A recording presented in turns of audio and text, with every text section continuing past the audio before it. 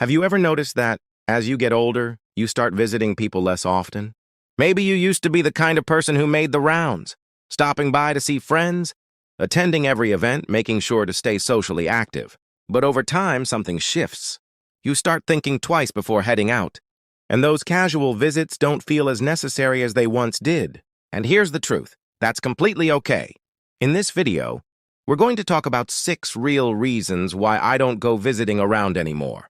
These aren't about becoming antisocial or shutting people out. Instead, they're about understanding how priorities change, how relationships evolve, and why choosing when and where to spend your time matters more than ever. If you've ever felt the same way but couldn't quite explain why, stick around. This will help you put it into words. Stay tuned until the end, because these reasons might just change the way you see yourself and your relationships, helping you feel more confident in the choices you make. Let's get started!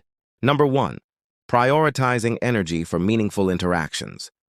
As you get older, you start to realize that your energy is not unlimited. The things that once felt effortless, driving across town, spending hours in conversation, attending every gathering, now take more out of you than they used to. It's not that you don't want to see people, but rather that you have to be selective about how you use your time and energy. You start to think, who are the people that truly matter? When you're younger, socializing often revolves around staying connected, keeping up with acquaintances, and maintaining a wide circle of friends. But as the years go by, something shifts. You begin to value quality over quantity. It's no longer about seeing everyone. You'd rather spend time with the people who uplift you, make you feel comfortable, and bring real joy into your life. Casual visits that used to feel necessary now seem like a drain on your limited energy, especially when you could be using that time to nurture relationships that truly matter. Think about it. How many times have you forced yourself to go somewhere out of obligation, only to come home feeling exhausted? You sit through conversations that don't really interest you, spend time with people who don't make an effort to know you, and leave feeling like you would have been happier staying home. There comes a point where you realize that your time is valuable, and not everyone deserves a piece of it. Take Frank, for example. He used to feel guilty about turning down invitations. He thought that if he didn't go visit people regularly, they would think he didn't care. But over time, he noticed something. The people who truly valued him didn't need frequent visits to maintain a strong connection. Instead of spending his energy on surface-level interactions, he started focusing on deeper, more meaningful relationships, and suddenly, socializing felt less like an obligation and more like a true joy. It's not about isolating yourself. It's about choosing wisely. You don't need to be everywhere, and you don't need to see everyone to prove that you care. Real connections don't require constant presence. They require genuine appreciation, understanding, and a mutual respect for each other's time. Number 2. Avoiding unnecessary stress and drama. One of the biggest lessons you learn as you get older is that not every social interaction is worth your peace of mind.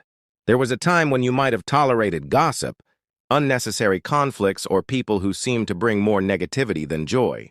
But as the years go by, you start to recognize that protecting your peace is more important than maintaining every relationship. It's not that you don't care about people. It's that you don't have the patience for drama anymore. You don't feel the need to argue over small things, rehash old conflicts, or entertain conversations that leave you feeling frustrated. If visiting someone means dealing with unnecessary stress, whether it's family tension, passive-aggressive remarks, or the same old arguments that never go anywhere, you start to ask yourself, why am I putting myself through this? Think about it. Have you ever left a gathering feeling emotionally drained? Maybe you sat through a dinner where people complained the whole time, or you visited someone out of obligation, only to listen to negativity, gossip, or criticism. There comes a point where you realize that time spent in stressful environments is time you'll never get back. And at this stage in life, every moment matters. For example, take Helen, who used to visit certain family members regularly, even though every visit left her feeling emotionally exhausted. There was always tension in the air, always an argument waiting to happen, always something that made her feel like she wasn't being appreciated. One day, she decided she wasn't going to keep putting herself in those situations. Instead, she focused on the people who made her feel loved. welcomed and respected, and for the first time in years, socializing felt enjoyable again. The truth is, you have every right to protect your time and energy. You don't owe anyone your presence, especially if that presence comes at the cost of your own happiness. Choosing to avoid unnecessary stress isn't being rude. It's being wise, because the people who truly care about you won't make you feel obligated to endure negativity just to maintain a relationship. If you're still watching this video and finding these insights valuable, please comment number 2 below to let me know you're here. And if you haven't subscribed yet, I recommend you subscribe and turn on the bell so you don't miss any videos. Your support helps us continue creating good content to inform and inspire you. Now let's move forward. Number 3, finding comfort in familiar spaces. There's something about home that just feels right.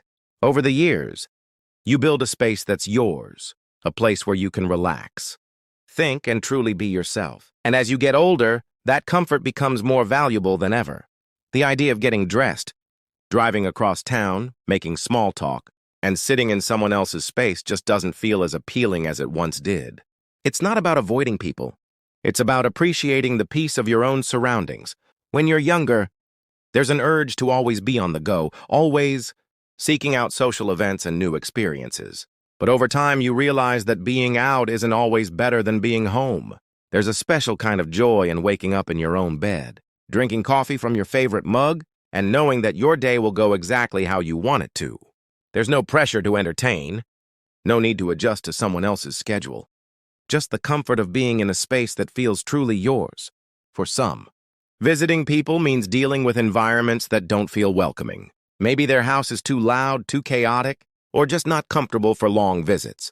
Maybe the chairs aren't as supportive. The atmosphere feels unfamiliar. Or you don't feel as at ease as you do in your own home. The reality is, as you age, your comfort matters more than social expectations.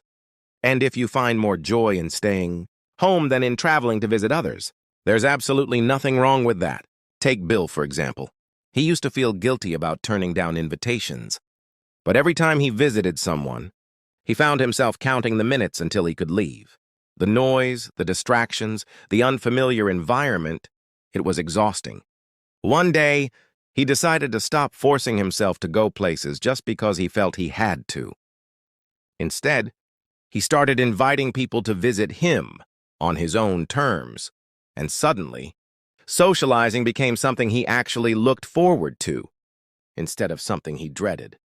There's a reason why home feels like home, because it's a space designed for you. It's where you feel safe, where your favorite things are, where you can move at your own pace, without worrying about being a guest in someone else's space. Choosing to spend more time at home isn't about isolation. It's about embracing the comfort you've worked so hard to create. Now, let's talk about something that happens naturally as you get older. Realizing that not every relationship needs constant upkeep. Number 4, preferring quality over quantity in social life. When you're younger, socializing often feels like a numbers game. The more friends you have, the more invitations you get. The busier your calendar looks, the more connected you feel. But as you age, you begin to realize that real fulfillment doesn't come from the number of people in your life, but from the depth of the relationships you maintain. Instead of making the effort to visit just for the sake of socializing, many older adults choose to invest in fewer but more meaningful connections. At this stage in life, there's no need for shallow friendships. You're no longer trying to impress, prove anything, or maintain relationships that don't bring genuine joy. The people who are truly important don't require constant visits or frequent check-ins to stay close. There's a mutual understanding that friendship isn't about physical presence. It's about being there in the ways that actually matter. Think about how many casual acquaintances you've had over the years, people you spent time with out of routine, convenience, or even obligation. Now, ask yourself, how many of those people truly added something valuable to my life? If the answer is not many, then it makes sense why, as you grow older, you stop feeling the need to maintain so many connections. The friendships that last aren't the ones based on convenience or habit, but on genuine understanding, trust, and appreciation. Take Nancy, for example. She used to feel like she had to keep up with everyone, calling, visiting, making plans, just to make sure she wasn't forgotten. But over time, she realized that the people who truly cared about her didn't need that constant reinforcement. She started focusing on the relationships that felt effortless, the ones where she could go weeks or even months without seeing someone, yet still pick up right where they left off. And suddenly, her social life became less about obligation and more about real connection. Choosing quality over quantity doesn't mean cutting people off or isolating yourself. It means prioritizing the relationships that uplift you and letting go of the ones that don't.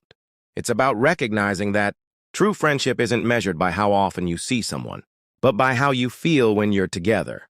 If you're still watching this video and finding these insights valuable, please comment number 4 below to let me know you're here. And if you haven't subscribed yet, I recommend you subscribe and turn on the bell so you don't miss any videos. Your support helps us continue creating good content to inform and inspire you. Now let's move forward. Number 5, a shift in priorities and personal reflection. As you get older, you start to see life differently. The things that once seemed important, staying socially active, being seen, making sure you're always part of the group, start to fade in significance. Instead, you begin to focus on what truly matters. You recognize that your time is limited, and you start making choices that reflect what brings you the most peace, fulfillment, and happiness. For many seniors, this shift in priorities means that visiting others, just for the sake of it, no longer feels necessary. Instead of spending time on activities that no longer bring joy, there's a deeper appreciation for self-care, personal growth, and simply enjoying the present moment. Some people find fulfillment in reading, others in hobbies they never had time for before, and others in simply sitting in the quiet of their home, reflecting on the life they've lived. Think about it. How many moments have you spent doing things out of habit, rather than genuine interest? When you were younger, you might have felt pressure to say yes to every invitation, keep up with social expectations, and always be on the go. But now, you have the freedom to choose differently. You can prioritize the things that bring you joy, whether that means spending time alone, being with loved ones, or simply embracing the peace that comes with aging. Take Robert, for example. He spent most of his life being a social butterfly, always attending events, always making sure he was present. But as he got older, he realized that he found more peace in solitude than in constant social interaction. He started to spend more time outdoors, enjoying simple walks, reading books he'd put off for years, and reflecting on the things that truly made him happy. Instead of forcing himself to visit people just to maintain appearances, he embraced the idea that being alone didn't mean being lonely. It meant being in control of his time. This shift in priorities isn't about pushing people away. It's about honoring yourself. It's about recognizing that the best way to live these years isn't by following old habits, but by embracing what feels right, what feels meaningful, and what brings you peace. Now let's talk about something just as important: why real friendships don't need frequent visits to stay strong. Number 6, recognizing that true friendships don't require frequent visits. One of the biggest realizations that comes with age is that the best friendships don't rely on constant visits or regular check-ins. When you're younger, it might seem like relationships need constant maintenance to stay strong. You call often, you visit frequently, you go out of your way to keep up. But as you get older, you realize that real connections don't fade just because you see someone less often. The truth is, life naturally pulls people in different directions. Families grow, priorities shift, and people settle into different routines. But strong relationships, the ones that truly matter, are built on something deeper than physical presence. They're built on mutual respect, understanding, and an unspoken bond that doesn't need constant reinforcement. Some of the closest friendships are the ones where you can go weeks, months, or even years without seeing each other, and yet, when you do reconnect, it feels like no time has passed at all. Think about your own friendships. There are probably people in your life who you don't see as often as you used to. Yet when you do, it's as if nothing has changed. You don't need to prove your loyalty or constantly be in each other's presence. The connection is already there. And on the other hand, there may have been relationships in the past where you spent a lot of time visiting, yet deep down, those friendships didn't truly fulfill you. Take Eleanor, for example. She used to feel guilty about not visiting people as much as she used to. She worried that if she didn't put in the effort, those relationships would fade.